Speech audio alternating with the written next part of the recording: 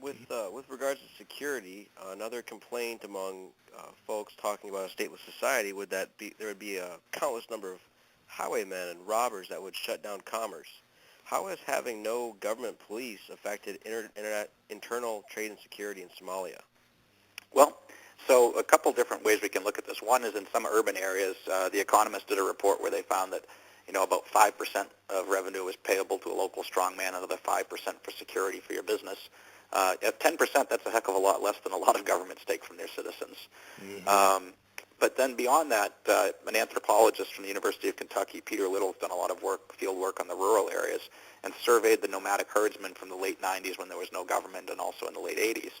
And what he found is while security was a concern among a minority of them, very few of them, only about 13%, thought it was any more of a problem than when they had a government. Mm-hmm. Basically, since the government wasn't providing them any defense anyway, they were already providing their own. And we can see what's happened in terms of volume of trade since the collapse of the government. In the Garissa export market in the south, volume and value is about quadrupled from when they had a state to the late 1990s. Ditto when you look in the ports of Bosaso and Barbera, higher exports in 1999 than they ever had when they had a government. And that's also not just in Somalia trade being exported, but actually cross-border trade of herdsmen from Ethiopia bringing their goods through Somalia and out of Somali ports. So they've been able to provide a reasonable amount of internal law and order, where you get... excuse me, I didn't want to interrupt you. Please go ahead. Where you see the law and order problems are on the seas with outsiders, not insiders. Okay. Well, I wanted to talk a little bit about the money. You had mentioned in the break that this is a very fascinating part of the Somali picture. And so please tell us, what do they use for money? I know that it's called the shilling, but I don't know much else about it. Somalia is a fascinating case of monetary provision. When the government collapsed, there was a paper currency, the Somali shilling. And like the U.S. dollar or other paper currencies, it's not redeemable in any hard standard. It's literally only worth the expectation of what somebody else will give you in exchange for it. But the Somali citizens' expectation of being able to exchange it didn't collapse. So the money still had value in exchange. So they continued to trade with it. But without a government to prohibit others from counterfeiting the money, lots of people started printing Somali shillings. And usually what someone would predict is if a number of people are competing for seigniorage in the same currency, would be an infinite rate of inflation, as everybody printing was just devaluing everybody else's dollars, but had every incentive to keep printing their own. Except a funny thing happened in Somalia. At the time, the 1,000 Somali shilling note was the largest valued note. So people were willing to accept counterfeits up to that level, but every time someone added zeros, everyone said, no, that's not real money, we won't take it. As a result, you got a quick inflation, but then by the mid to late 1990s, the 1,000 Somali shilling note was exchanging for about 3 U.S. cents, which also happens to be about the cost of the paper, ink, and transport to create the Somali shillings. So as a result, you have a 100% backed paper commodity standard where your money is literally worth the paper it's written on. But as bizarre as that sounds, though, for your economic function, almost any quantity of money can be optimal. What you want is stability in that money. And so since the late 1990s, it's been very stable between 3 and 4 cents per 1,000 Somali shilling. And that's because that's about the paper, ink, and transport costs. As it gets worn out, someone prints up some more, keeps its value stable, but no one can print it beyond that. So for as a unit of account to base your business on, it works really well. Now, if you want to buy something big, it doesn't work so well because you need a fork truck full of it. But that's okay. There's no one to tell you can't use dollars or euros, so it's freely exchangeable with other currencies. So as a unit of account, it works well, but people are free to use dollars or other currencies for larger scale transactions. Very interesting. Kind of unique for people interested in commodity monies where a paper serves the purpose of what a gold standard might serve otherwise. Right.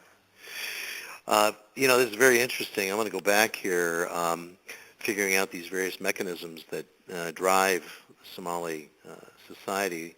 But let's talk about effects. I mean, what are some of the studies that have been done on the health and welfare of the Somali people?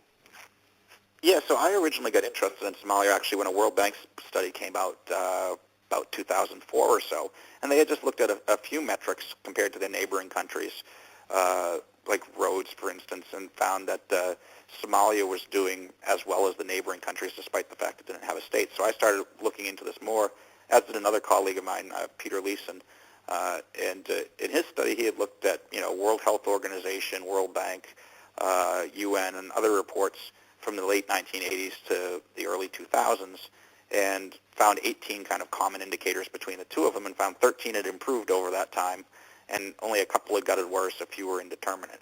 What I did is get a comprehensive list of what we could get data on from Somalia over the same time period, and look at it compared to all 42 other sub-Saharan African countries, and see, well, if it's improved, has it improved relative to the norm in that group, and on what margins?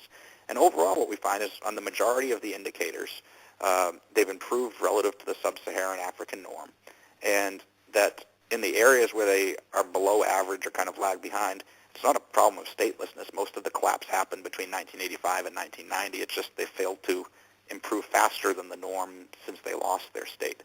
So things like an important one like life expectancy.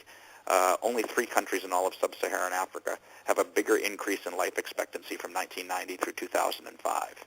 Wow. Yeah, they've been very successful. Basically, it does not plunge into a Hobbesian style of anarchy of all, war of all against all, because they have a customary legal system, a monetary base. They can organize economic activity around that and actually grow. I mean, they're still desperately poor, but they're doing better than when they had a state, and they're improving relatively faster than the average sub-Saharan African state. So they have not had a decline in living conditions since 1990 when Somalia had its last functioning government. No, so they've had an improvement in absolute standards of living, and that improvement has even come at a faster rate in most areas than the sub-Saharan African norm. So they're outperforming the existing lousy African states. One particular huge area of success for them has been in telecommunications. I mentioned before that the calling rates are very low and the signals are very clear. The main reason is because most African countries have state-owned or state-granted monopolies on telephones where you can wait years to get one installed, and then the rates are lousy and the service quality low. In Somalia, anyone who wants to throw up a line or a cell phone tower can, and as a result, competition has pushed the market to be very good there. And that's a hard market to do that in because you have potential interference with, cell phone bans with each other, but yet they're still solving these problems. No, that's very interesting. Now, Drew and I had talked about some of the other examples. Please, Drew, bring out the next question, if you would.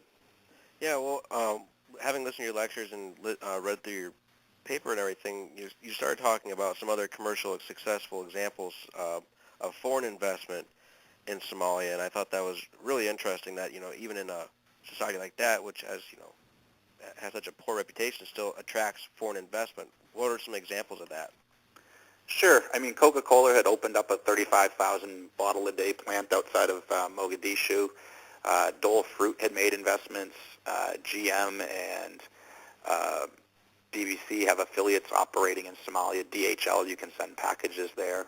There have been a lot of foreign investments there, but I will say still that that's the area of greatest difficulty for the Somali legal system.